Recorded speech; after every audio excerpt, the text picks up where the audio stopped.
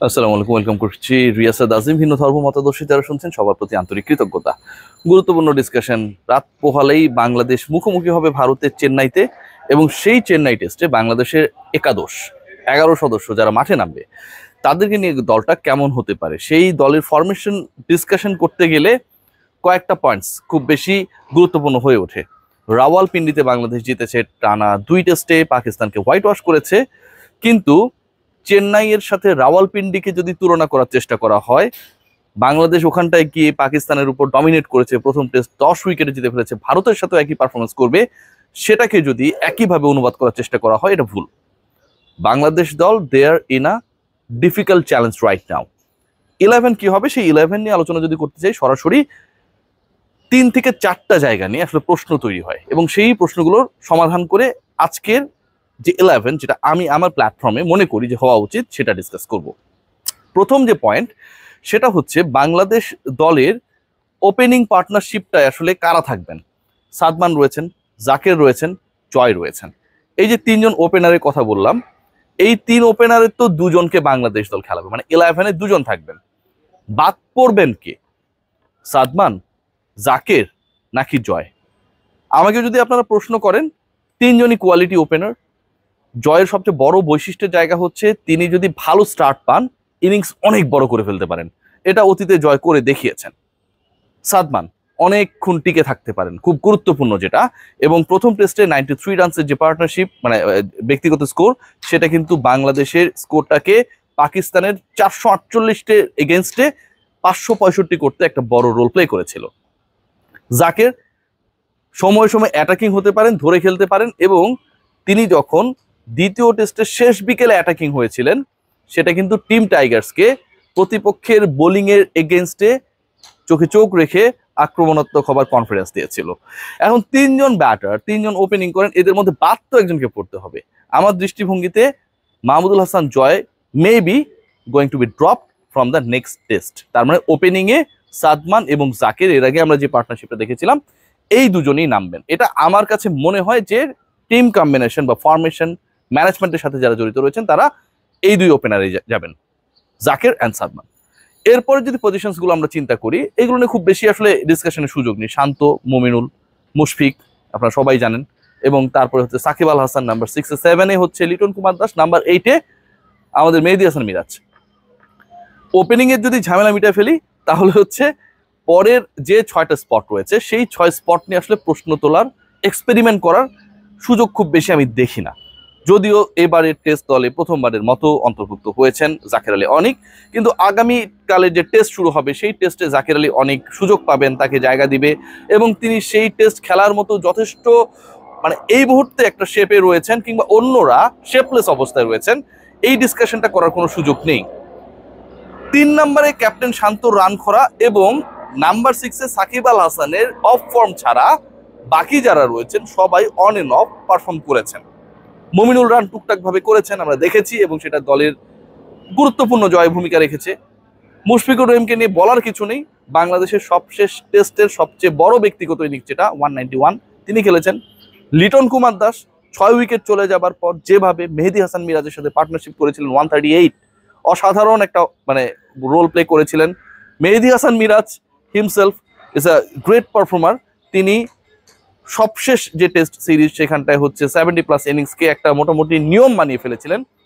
তো এই যে নেমসগুলো আমি মেনশন করলাম, সাকিব আল হাসান এবং ক্যাপ্টেন শান্ত স্পট ছাড়া প্রশ্ন তোলার কোনো সুযোগ নেই ব্যাটিং ওয়াইজ।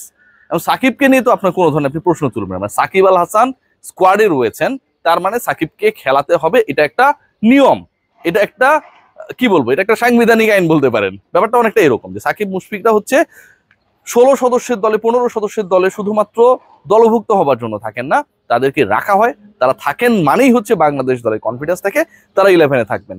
তো সাকিব আল হাসান তিনি সবচেয়ে সারের হয়ে কাউন্টিতে যেই পারফরমেন্সটা করেছেন, খুব বেশি স্পিন বান্ধব উইকেট ছিল এমনটা আমরা বলতে পারি না, কিন্তু চেন্নাইয়ে বল ঘুরবে এবং সেই জায়গায় সাকিব আল হাসান বিধ্বংসী হয়ে উঠতে পারেন, আমি আমার সবশেষ ভিডিওতে সেটা বলেছিলাম।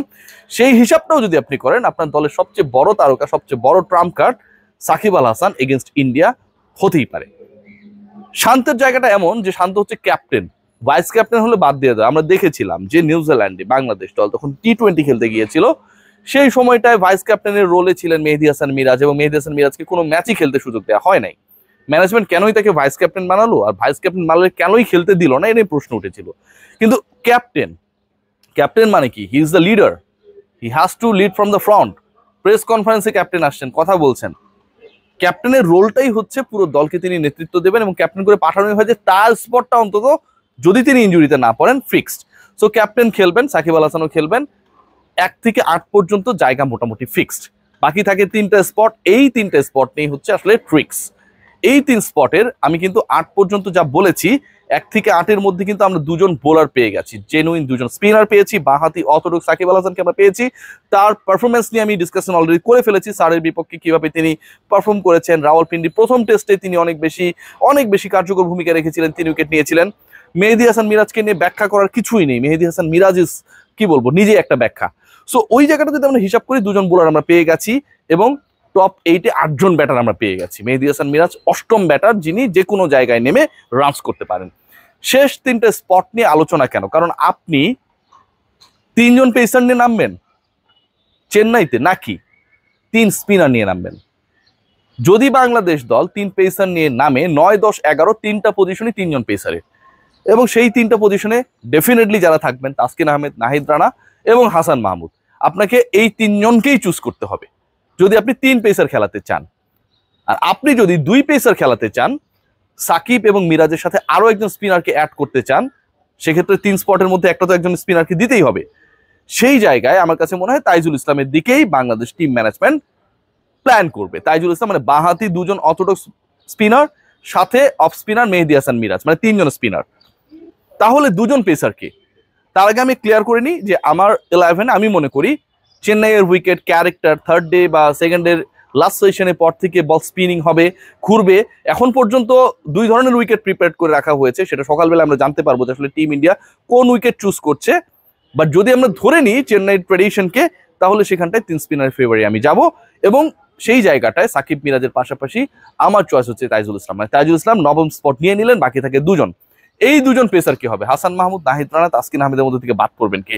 এটা কিন্তু খুব ডিফিকাল্ট টু সে, খুবই ডিফিকাল্ট টু সে। কারণ 3জনই বাংলাদেশের রাওয়ালপিন্ডিতে টানা 2 টেস্ট জয়ের ক্ষেত্রে একটা বিগ রোল প্লে করেছে। তাসকিন আহমেদ দীর্ঘ সময় পর কামব্যাক করার পর 3 উইকেট নিয়েছিলেন। ভারতের বিপক্ষে তাসকিন ইজ অলওয়েজ ইমপ্রেসিভ, খুব বেশি কার্যকর।